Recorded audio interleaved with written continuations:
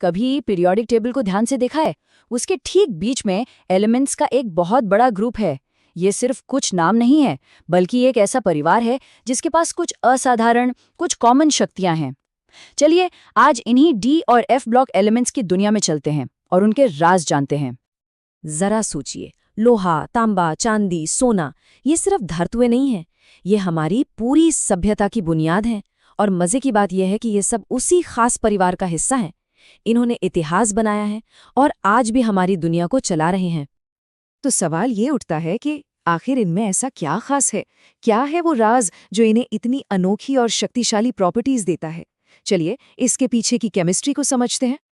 इसका जवाब छिपा है इनके एटम्स के स्ट्रक्चर में, और ख़ास तौर पर उनके इलेक्ट्रॉन्स के घर में, जिन्हें हम ऑर्बिटल्स कहते हैं।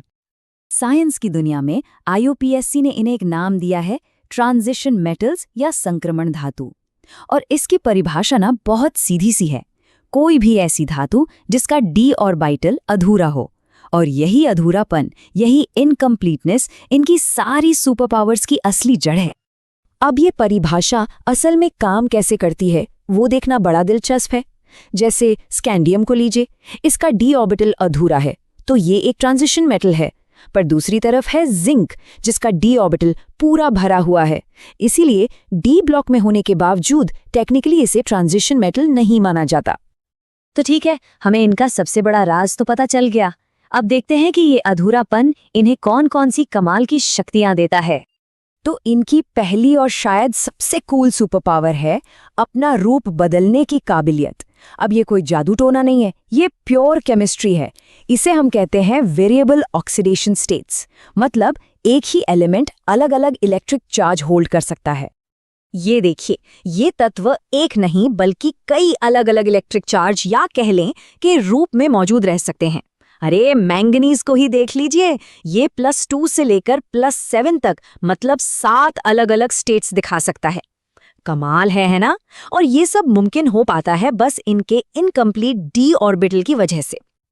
अच्छा, तो इस रूप बदलने की शक्ति का असली फायदा क्या होता है?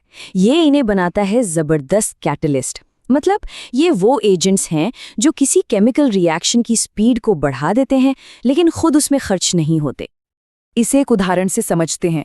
आयरन आयन को देखिए, ये पहले एक इलेक्ट्रॉन लेकर अपना रूप Fe3 से Fe2 में बदलता है और फिर फौरन वो इलेक्ट्रॉन किसी और को देकर वापस अपने ओरिजिनल रूप में आ जाता है। और बस इसी लेन देन में ये पूरे रिएक्शन को कई गुना तेज कर देता है। चलिए अब बात करते हैं इनकी दूसरी सुपर पावर की, जो हमारी दुनिया में रंग भरती है।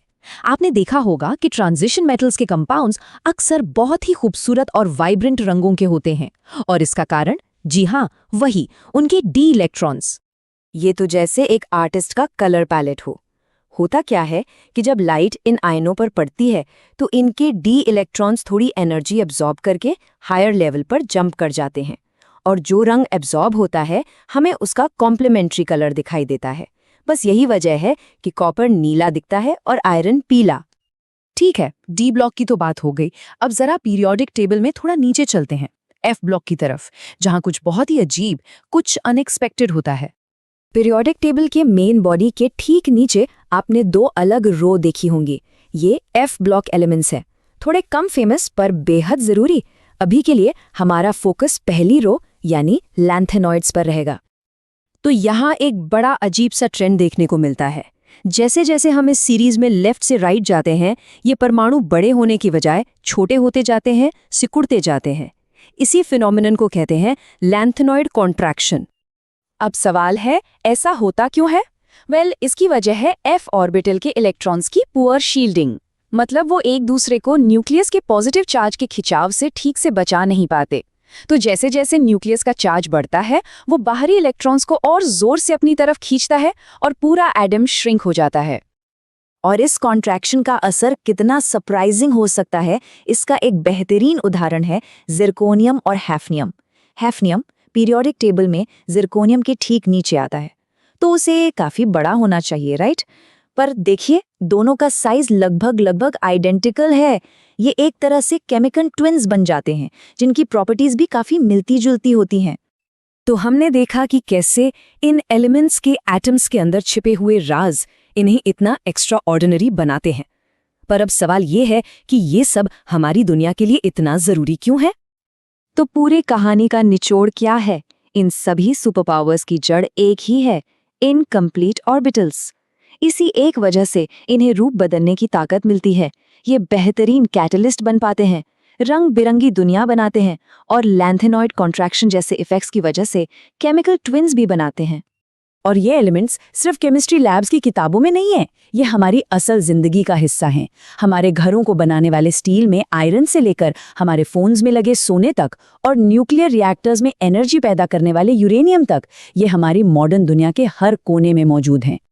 तो इन एलिमेंट्स की कहानी असल में इंसान की तरक्की की कहानी है। इन्होंने हमें ब्रॉन्ज एज से न्यूक्लियर एज तक का सफर तय करवाया है। अब सोचने वाली बात यह है कि इनके रहस्यों को और समझकर भविष्य में हम कौन से नए दरवाजे खोल पाएंगे, कौन से नए चमत्कार मुमकिन कर पाएंगे।